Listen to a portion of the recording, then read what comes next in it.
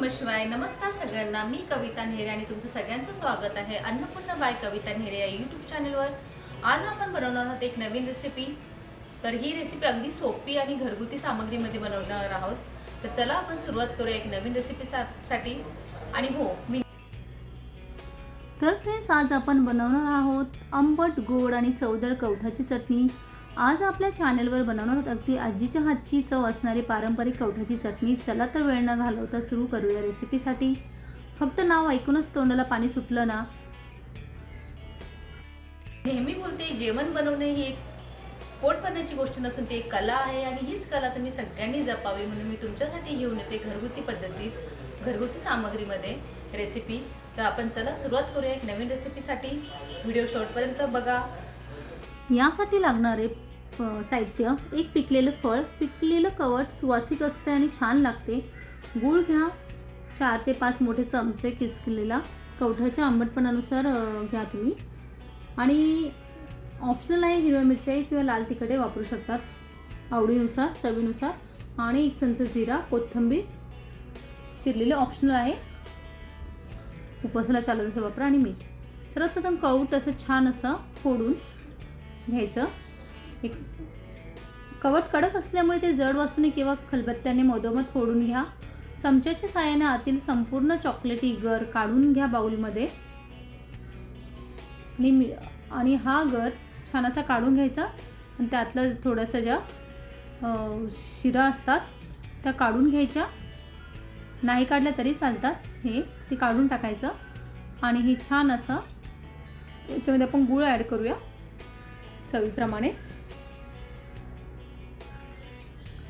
काही टिप्स सांगणार आहे. चटणीसाठी नेहमी पिकलेले आणि सुवासिक कवठच वापरावे. कच्चे किंवा हिरवे कवठ वापरल्यास चटणी खूप तुरट होते आणि त्यामुळे खोकला येऊ शकतो. पाण्याचा वापर टाळा. चटणी वाटताना पाणी अजिबात वापरू नका. गूळ वितळल्याने चटणी आपोआपच चांगली ओलसर येतो.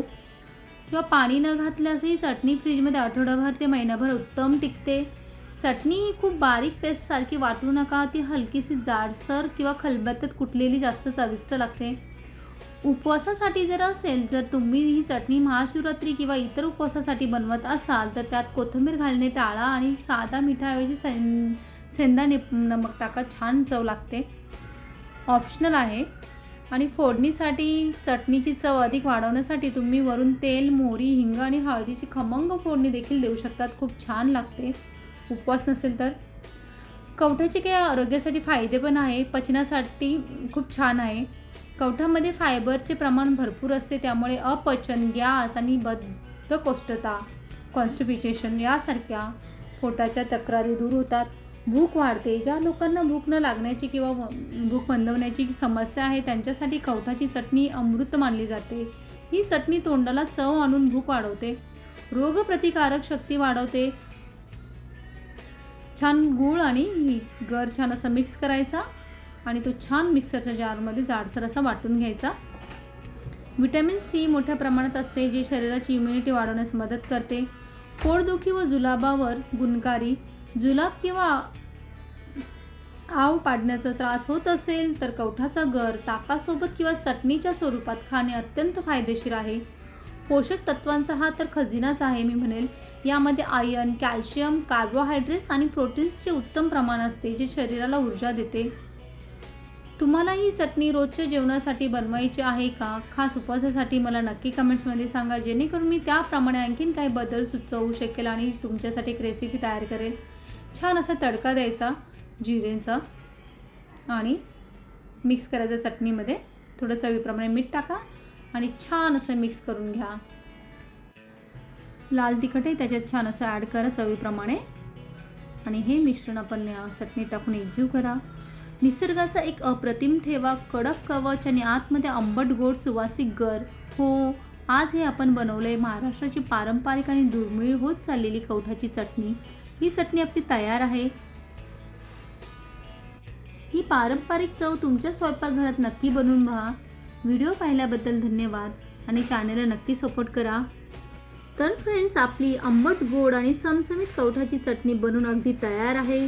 ही रेसिपी तुम्ही घरी नक्की ट्राय करा आणि तुमची चटणी कशी झाली हे मला कमेंट्समध्ये नक्की सांगा. व्हिडिओ आवडला असेल तर लाईक करा आणि शेअर करायला विसरू नका. आणि हो, अशाच पारंपरिक रेसिपी पाहण्यासाठी आपल्या चॅनलला अन्नपूर्णा बाय कविता नेहरेला नक्की सपोर्ट करा. तर फ्रेंड्स, ही आपली आंबट गोड चमचमीत कवठाची चटणी डिशमध्ये काढून अगदी तयार आहे.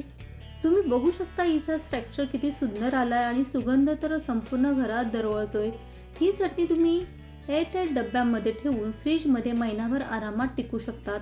रोजच्या जेवणात तोंडी लावायला ही चपाती किंवा भाकरीसोबत खायला किंवा डाळ भातासोबत खायला अप्रतिम आहे.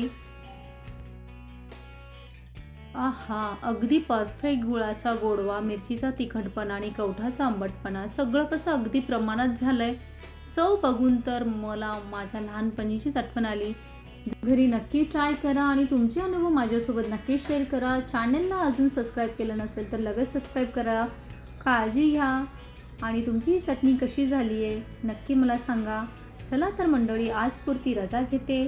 पुन्हा भेटूया अशाच एक पारंपरिक आणि चटकदार घरगुती रेसिपीसाठी. तोपर्यंत मस्त खा, स्वस्त रहा.